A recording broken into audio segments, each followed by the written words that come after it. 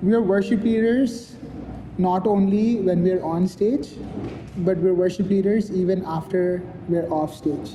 Even when we're not scheduled for a particular Sunday, you can still lead people into worship by where we are, where we're standing. Okay, so this is something that I learned in one of the worship conferences that I was at, and they were talking about leading people from the audience.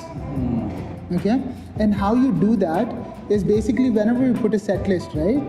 It's not only for the people who are on the team. Like literally everybody can see that songs, right? Like at least in our worship team, all of us can see. What if you also, I'm not part of the team this week, but I'm gonna also just listen to these songs and let them minister to me, and you come like maybe equally prepared as the worship team is, and you come on a Sunday morning and you're standing wherever you're standing, but because you're already ministered by these songs, you're worshiping God through that. Maybe you don't have the pressure of staying on click and all that stuff, but still you're worshiping God through that in the audience.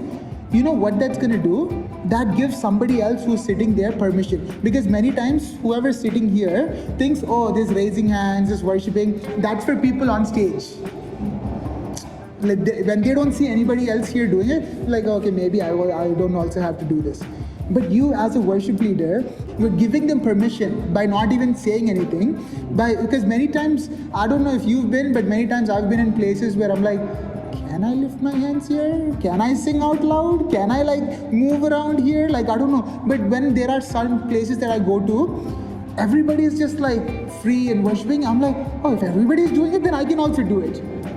Right? It breaks off that thing. So don't ever feel like you're a worship leader when you're scheduled for that Sunday when you're on stage. Even when you're not on stage, you're still a worship leader.